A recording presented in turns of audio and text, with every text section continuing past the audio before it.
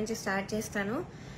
First Sunitha garu, of course she is very beautiful. మీరు అంతే kind అని కూడా అనుకుంటారు, బట్ బ్యూటీకి కైండ్నెస్కి ఎప్పుడు కూడా లింక్ ఉండదు. సో ఓకే, మీరు అబ్జర్వ్ చేయండి, ఫస్ట్ ఎపిసోడ్ నుంచి కూడా ప్రతిసారి నేను స్టేజ్ మీదకి వచ్చిన ప్రతిసారి వాడు ఒక ఫేస్ ఇస్తారు. అది ఎవరికి పెట్టరు ఆ ఫేస్, బట్ ఓన్లీ నాకు ఆ డిస్గస్టెడ్ లుక్ పెడతారు ఫేస్ మీద.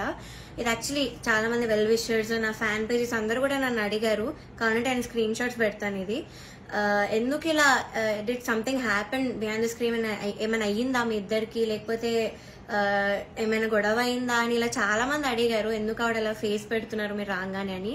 సో కానీ నేను చాలా డిఫెండ్ చేయడానికి ట్రై చేశాను, బికాస్ నాకు అప్పుడు తెలీదు, నేను ఏదో అలా ఆలోచిస్తున్నాను, వీళ్ళందరూ అలా ఆలోచిస్తున్నారేమో అనుకున్నాను, నాకు తెలియదు అప్పట్లో, ఐ డెంట్ రియలైజ్. సో నేను డిఫెండ్ చేశాను కూడా. సో నాకు ఎప్పుడు క్లారిటీ వచ్చిందంటే, అంతరామమయం పాడే ముందు సౌండ్ చెక్ అయ్యేటప్పుడు ఇన్ ఇయర్స్ పెట్టుకున్నాను, అండ్ ఆవిడ దగ్గర ఒక మైక్ ఉంది, అది ఆన్ ఉంది, అది పాపం వాడికి తెలీదు, మైక్ ఆన్ ఉంది, నేను ఇన్ ఇయర్స్ పెట్టుకున్నాను. సో కీరవాణి గారితో ఇలా చెప్తున్నారు అనమాట, ఈ అమ్మాయికి అసలు హై రేంజ్ వాయిసే కాదు, హై పిచ్ రాదు, కానీ మేనేజ్ చేసేస్తారు, మీరు చూడండి, ఈ సాంగ్ లో తెలుస్తుంది చూడండి మీకు, అది ఇది అని చాలా ఎక్కిస్తున్నారు సార్కి. And it hurt me so bad stage మీద నించున్నప్పుడు. అప్పటికే నా సెల్ఫ్ ఎస్టీమ్ ఇలా ఆల్మోస్ట్ కిందకి దిగిపోయింది, చాలా ఏడుపు వచ్చేసింది ఆ టైంకి. కంట్రోల్ చేసుకొని లేదు, I have to do this అని నేను అంతరామమయం పాడాను. అండ్ ఆ పాటకు వచ్చిన అప్రిసియేషన్ నాకు ఇంకే పాటకు రాలేదు అప్పటి వరకు. సో అంతరామమయంకి బయట ఎవరు కలిసినా కూడా అందరు చెప్పారు నాకు, వాయిస్ చాలా బాగా వచ్చింది ఆ పాటలో అని, కానీ చాలా బాగుంది ఆ పాట అని. అది యాక్చువల్లీ చాలా సాంగ్స్ ఇచ్చాం, రాముడు రావునికి చాలా ఇచ్చాము, నేను ఏది ఇచ్చినా వద్దు వద్దు వద్దు అంటే ఇంకా లాస్ట్ ఆప్షన్ గా మేల్ సాంగ్ ఇచ్చాను, అంతరామమయం. సో అదే సెలెక్ట్ చేశారు, and I tried my best. Male song అయినా కూడా I gave my best. And of course నాకు ప్రతి సాంగ్ కి ఆవిడ దగ్గర నుంచి నెగటివ్ కామెంట్స్ వచ్చాయి. అది మీరు నమ్ముతారు, జడ్జెస్ ఏదంటే అదే నిజం అనుకొని మీరు అఫ్ కోర్స్ నమ్ముతారు, ఓకే. బట్ అదర్ కంటెస్టెంట్స్ పాడేటప్పుడు I even give their names. ఇద్దరు, శ్రీధృతి అండ్ గాయత్రి అక్క, వీళ్ళిద్దరు పాడేటప్పుడు పిచ్చింగ్, ఎస్పెషలీ ధృతికి చాలా పిచ్చింగ్ ఇష్యూస్ వచ్చేటప్పుడు అయితే ఆవిడ ఇలా సైగలు చేసేవాళ్ళు, షార్ప్ అయితే ఇలా చెప్పేవాళ్ళు, అది మేము అందరం చూసాము.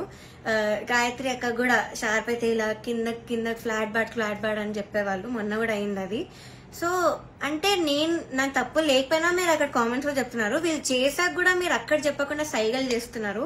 సో అక్కడ నాకు నా మీద ఎందుకో గ్రడ్జ్ పెట్టుకున్నారని కూడా అర్థమైంది.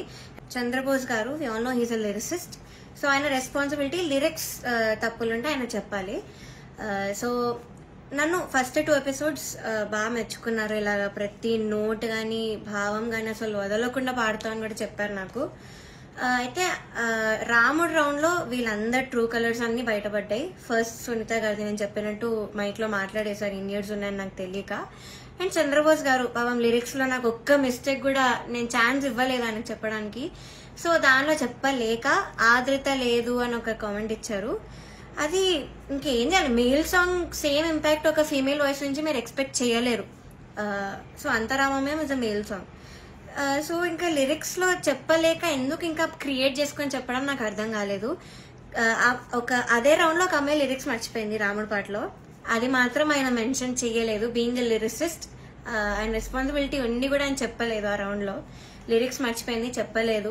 ఇంకా మమ్మల్ని ఏడ్పించేసావు అది ఇదని చెప్పింది, చాలా మంది చేతుల్లో రాసుకొని వచ్చారు, అది కూడా ఆయన చెప్పలేదు, అది కూడా కౌంట్ చేయలేదు. కానీ నాకు మాత్రం లేని నెగిటివ్ పాయింట్స్ అన్ని, ఆయనకు అవసరం లేని నెగిటివ్ పాయింట్స్ అన్ని కూడా చెప్పారు. లిరిక్స్ లో మాత్రం నేను ఇప్పటివరకు ఆయనకు ఒక్క ఛాన్స్ కూడా ఇవ్వలేదు సాంగ్స్ లో. I never made a mistake lyrics point of view అయితే అస్సలు చేయలేదు. మీరే చూడండి, మీకే అర్థమవుతుంది. సో ఇది కూడా మీకు న్యాయం అనిపిస్తుందా? కీరవాణి సార్ గురించి మాట్లాడదాం. అఫ్ కోర్స్ నాకు చాలా హేట్ వస్తుంది దీనికి మాత్రం, and I'm ready for it because I don't care. Personally నాకైతే నెగటివ్ కామెంట్స్ రాలేదు ఆయన దగ్గర నుంచి, బట్ సెట్ లో ఎలా మాట్లాడతారు, అసలు ఏం చెప్తారు అనేది నేను ఇక్కడ చెప్తాను. పాయింట్ నెంబర్ 1, మెలడీస్ పాడిన వాళ్ళకి మాత్రం వాళ్ళు ఎలా పాడినా కూడా నేను ఆటోమేటిక్ గా మంచి స్కోర్ తీస్తాను అని ఆయన నోట్తో ఆయనే చెప్పారు. So he's very bias towards melody songs and his compositions. ఎలా పాడినా కూడా మార్క్స్ వేసేస్తారు. అయినే కదా అక్కడ ఉన్న సునీత గారు, చంద్రబోస్ సార్ కూడా, వీళ్ళందరూ కూడా అంతే. వాళ్ళ సాంగ్స్ పాడితే మాత్రం స్కోర్స్ ఆటోమేటిక్ గా మంచిగా వచ్చేసాయి. సో ఇది point number 1. Point number 2 is very very hurtful to me personally, because నేను ఎలిమినేట్ అయ్యే ఎపిసోడ్ లోనే ఏదో విషయంలో నన్ను చూస్తూ చెప్పారు ఇది కూడా. సో ద థింగ్ ఇస్, నేను మీ అందరికీ తెలుసు సూపర్ సింగర్లో నా ఫైనాన్షియల్ సిచ్యువేషన్ గురించి కానీ అంతా బయట పెట్టాను. సో దానివల్ల నేను కొన్ని వెడ్డింగ్ షోస్ అలాంటివి చేయాల్సి వచ్చింది. సో ఈ పాయింట్ మీద సార్ మాట్లాడారు. ఏమన్నారంటే అసలు వెడ్డింగ్ షోస్ చేసేవాళ్ళు నా దృష్టిలో సింగర్సే కాదు, నాకు చాలా అసహ్యం, it's like your disrespecting music అని మాట అన్నారు. చాలా చాలా బాధ అనిపించింది. అదేంటి అంత స్టేజ్లో ఉన్నాయని ఇలా మాట్లాడారేంటి అని. సో ఇదొకటి నన్ను చూస్తూ మాట్లాడారు ఇంకా. So it was very hurtful. Point number 3, so third వచ్చిన వాళ్ళకి ఆయన 1 lakh ఇస్తా అని చెప్పారు. 4th ప్రైజ్ వాళ్ళకి మూవీలో సాంగ్, అండ్ 5th ప్రైజ్ వాళ్ళకి ఆయన గ్రూప్లో చేర్చుకుంటామని చెప్పారు సార్. సో ఇది ఎలా చెప్పారంటే, 5th ప్రైజ్ వచ్చిన వాళ్ళకి నా దగ్గరకి కొంతమంది రోజు వచ్చి చాకరీ చేస్తూ ఉంటారు, వాళ్ళ ట్రూప్లో జాయిన్ చేసుకుంటా అని చెప్పారు. ఇలా చాకరీ అనే వర్డ్ వాడారు. అంటే ఇది డిస్రెస్పెక్ట్ఫుల్ కాదా? So this was very very bad. అంటే అలా అనకూడదు సింగర్స్, ఇలా చాకరీ చేసిపోతారు, నన్ను మిమ్మల్ని కూడా జాయిన్ చేసుకుంటారని ఇలా అన్నారు. సో మీకు ఎలా అనిపిస్తుందో ఇంకా మీరు ఆలోచించండి ఒకసారి. డైరెక్టర్ జ్ఞాపిక ప్రొడక్షన్స్ వాళ్ళ అనిల్ గారు అండ్ హిజ్ వైఫ్, వీళ్ళే మెయిన్ అక్కడ అంతా కంట్రోల్ చేసేది, అంతా వెనకాలంతా చేసేది వీళ్ళే. సో ఫస్ట్ పాయింట్ వచ్చేసి సాంగ్ సెలెక్షన్. ఫస్ట్ నేను మీకు చెప్పినట్టు జడ్జెస్ అక్కడ బయాస్డ్. సో కిరాణి సార్ ఏమో మెలడీస్ వాడితే వేసేయడం, ఆయన కంపోజిషన్స్ వాడితే వేసేయడం, చంద్రబోస్ సార్ కూడా అంతే, సునీత గారు కూడా అంతే సేమ్. సో ఇలా తెలిసేసరికి ఒక కంటెస్టెంట్ కి మాత్రం ఓన్లీ వాళ్ళ సాంగ్దే ఇచ్చారు, మోస్ట్లీ వాళ్ళ సాంగ్దే ఇచ్చారు ప్రతి రౌండ్ లో. ఇంకో కంటెస్టెంట్ కి ఏమో నీకేం వచ్చో చెప్పు ఆ సాంగ్ ఇచ్చేస్తామని చెప్పి ఇలా ఇచ్చారు ఒక కంటెస్టెంట్ కి. సెకండ్ పాయింట్, ఆ కంటెస్టెంట్ ఒక రోజు రాలేదు అనేసరికి అంతా షఫుల్ చేసేసి ఎపిసోడ్స్ అని ఏదేదో చేశారు. అండ్ అలాంటప్పుడు ఇంకెందుకు ఆడిషన్స్ పెట్టి అందరినీ తీసుకొని, ఎందుకు అసలు పార్వతి అంతమందిని తీసుకొని ఒక్క అమ్మాయితో చేయొచ్చు కదా సిల్వర్ జూబ్లీ సిరీస్ అని. సో అదొకటి. థర్డ్ పాయింట్ వచ్చేసి, ఫ్యూచర్లో ఒక ఎలిమినేషన్ జరుగుతుంది నాకంటే ముందు, అది మీరు చూస్తారు ముందు ఎపిసోడ్స్ లో. అయితే ఇది చాలా కామెడీగా అంటుంది, మీరు నమ్మలేరు కూడా. ఇద్దరిని తీశారు, ఒక అమ్మాయిని ఒక అబ్బాయిని. అయితే కరెక్ట్ షూట్ ఇంకో 2 days లో ఉందనగా వాళ్ళకి సాంగ్స్ మార్చేశారు, ఆ ఇద్దరికే సాంగ్స్ మార్చారు with a very funny reason. కిరాణి సార్ కి రాగం నచ్చదు అని, శివరంజని అనే రాగం నచ్చదు అని వీళ్ళిద్దరిని తీస్తారు. కామెడీ ఏంటంటే అదే రాగంతో ముందు స్కెడ్యూల్ ఒక అబ్బాయి పాడాడు, అబ్బాయికి బాగానే మార్క్స్ వచ్చాయి. అదే స్కెడ్యూల్ లో ఇంకొక అబ్బాయి కూడా పాడాడు, అబ్బాయి కూడా బాగానే మెచ్చుకున్నారు, మంచి కామెంట్స్ వచ్చి అన్ని వచ్చాయి. బట్ వీళ్ళిద్దరికి మాత్రమే సాంగ్స్ మార్చేశారు. అయినా కూడా దీస్ 2 పాపం ఆ టైంకి నేర్చుకొని I think they did very well మార్చినా కూడా. కానీ వాళ్ళనే ఎలిమినేట్ చేశారు యాజ్ ఐ ఎక్స్పెక్టెడ్. నేను అప్పుడు అనుకున్నా యాక్చువల్లీ సాంగ్స్ ఇలా మార్చేసి అంతే ఏదేదో చేస్తున్నారో, నేను అప్పుడు అనుకున్నా వీళ్ళిద్దరిని తీసే ఛాన్స్ ఉంది అని. అండ్ ద థింగ్ ఇస్, కిరాణి సార్కి రాగం నచ్చకపోతే మరి ఎందుకు చేశారో తెలీదు. అంతర్యామి అనే పాట అదే రాగంలో చేశారు. బట్ ఏమో ఆ ఫన్నీ రీజన్స్ అయితే వీళ్ళిద్దరు సాంగ్స్ అయితే తీసేశారు కరెక్ట్ ఎలిమినేట్ చేసే ముందు. అండ్ నౌ నేను ఎందుకు అంత మెంటలీ ఎఫెక్ట్ అయ్యాను అని ఇప్పుడు చెప్తాను. ఫస్ట్ థింగ్, నేను చెప్పినట్లు డిస్క్రిమినేషన్ అది, ఇంకా జడ్జెస్ ఈ యొక్క డిస్గస్టెడ్ లుక్తో నన్ను చూడడం, ఎప్పుడు ఒక చీడ పురుగుని చూసినట్టు చూడడం, they treated me like I'm worthless. So అలా ట్రీట్ చేశారు, జోక్స్ వేశారు వాళ్ళు కూడా నా బాడీ మీద. ఇవన్నీ నాకు ఆడియన్స్ ద్వారా తెలిసింది, వాళ్ళకి వినిపిస్తుంది కాబట్టి వాళ్ళు పక్కనే ఉంటారు. సో నేనైతే అస్సలు ఎక్స్పెక్ట్ చేయలేదు, ఇలాంటి జడ్జెస్ దగ్గర నుంచి అయితే అస్సలు ఎక్స్పెక్ట్ చేయలేదు. అంటే నేను ఎన్ని షోస్ చేశాను, తమిళ్లో పాడాను, అన్నిట్లో పాడాను, ఎప్పుడు కూడా ఇలాంటి ఎక్స్పీరియన్స్ ఒక జడ్జెస్ నుంచి అయితే నాకు ఎప్పుడూ లేదు. శ్వేతామోహన్ గారు ఇప్పటికి కూడా మాట్లాడతారు, నన్ను ఏంజల్ అంటారు, the sweetest, the most talented అంటారు.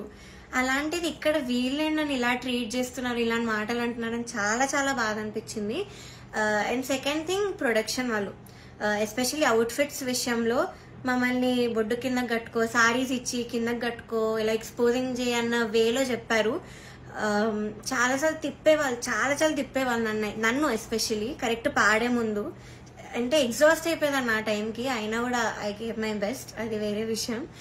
అండ్ ఇలా బాడీ షేమింగ్, ఆ కాస్ట్యూమ్ డిజైనర్ అయితే నా ఫేస్ మీద అన్నాడు, ఇలాంటి బాడీకి నేను ఇంకేం ఇవ్వగలను అన్న మాట అన్నాడు. ఏమో ఐ వాజ్ వెరీ వెరీ చాలా చాలా ఎఫెక్ట్ అయినాను మెంటలీ ఈ విషయంతో మాత్రం. సెల్ఫ్ ఎస్టీమ్ కానీ కాన్ఫిడెన్స్ కానీ అంతా లేకుండా పోయింది వీళ్ళు అనే మాటల వల్ల. అండ్ మీరు ఒకటి గమనించుంటే ఎస్పీబీ సార్ ఉన్నప్పుడు మాత్రం ఇలాంటి కుళ్ళు జోకులు, కామెడీలు, డాన్సులు చేయడం మాత్రం ఎప్పుడూ కూడా లేదు. మీరు ఒక్కసారి అన్ని సీజన్స్ రివైండ్ చేసుకొని చూడండి. నా సీజనే చూడండి 2017లో. కానీ ఎప్పుడైతే జ్ఞాపిక ప్రొడక్షన్ అనేది వచ్చిందో అప్పటి నుంచి ఇవన్నీ స్టార్ట్ అయ్యాయి. So they are the main reason ఈ పార్తతిగా ఇలా అయిపోవడానికి కారణం వాళ్ళే. మమ్మల్ని ఇలా డాన్స్లు వేయమని, అదేవో కుళ్ళు జోకులు చెప్పమని. మీరు ముందు చూస్తారు, ఇప్పుడు ఎర్రని కొరదని గోపాలలో నేను చాలా డాన్స్ చేశాను. నెక్స్ట్ వచ్చే ఎపిసోడ్లో కూడా డాన్స్ చేశాను. Because I was forced to dance. So చేశాను. నేను ఇప్పటివరకు అయితే అంత డాన్స్ ఎప్పుడూ చేయలేదు ఏ రియాలిటీ షోలో, కానీ చేశాను, మీరే చూస్తారు. అండ్ మాకు ట్రాన్స్పోర్ట్లో ఒక కంటెంట్ మేనేజర్ మాత్రమే వచ్చేవాళ్ళు కార్లో. బికాజ్ మా ఇంటి పక్కన ఆయన కూడా ఉంటారు. సో సేమ్ వెహికల్ అయ్యేది. అండ్ ఆయన ఏం చెప్పేవాళ్ళంటే పర్ఫార్మెన్స్ చాలా ఇంపార్టెంట్, మీరు డల్ అప్పట్లో కాదు, మీరు అలా నించొని మాడితే ఎవరు చూడరు, అది ఇది అని ఆయన అన్నారు. And one more thing is, Janaki అమ్మ రౌండ్ జరిగింది. మీ అందరికీ తెలుసు నాకు జానకి అమ్మకు ఉన్న బాండింగ్. నా పోస్ట్ కూడా ఉంటుంది అక్కడ ఇన్స్టాగ్రామ్లో. సో అన్ని ఫొటోస్ ఉన్నాయి నా దగ్గర. ఆమెతో అంత ఎక్స్పీరియన్స్ ఉంది అమ్మమ్మతో, చాలా స్వీట్ మెమరీస్ ఉన్నాయి. అవన్నీ నేను చెప్దాం అనుకున్నా కూడా నేను చెప్పనివ్వలేదు స్టేజ్ మీద. అండ్ నా ఫొటోస్, అంకుల్ ఇలా ఫొటోస్ వేస్తారా, సో నేను ఎక్స్పీరియన్స్ అంతా చెప్తాను, నాకు అమ్మమ్మ గురించి నేను మంచిగా చెప్దాం అనుకుంటున్నాను అంటే కూడా నన్ను ఒప్పుకోలేదు. వేరే కంటెస్టెంట్స్ అందరూ ఫీల్ అవుతారమ్మా అది ఇది అని చెప్పి నన్ను ఆపేశారు. బట్ కే రాఘవేంద్రరావు గారి ఎపిసోడ్ అయింది మొన్న స్కెడ్యూల్లో. అండ్ ధృతి is very very close to him. అక్కడ ఉన్న వాళ్ళందరితో క్లోజ్, జడ్జెస్తో కూడా ఆఫ్ కోర్స్. సో అయిన ఫొటోస్, తన ఫొటోస్ మాత్రం వేశారు అండ్ తనతో చెప్పించారు. నేను చేస్తే మాత్రం వద్దని, తను చేస్తే మాత్రం మంచిగా చూపించారు, అంతా హైప్ చేశారు. ఇది మీకు న్యాయం అనిపిస్తుందా, మీరే చెప్పండి. నౌ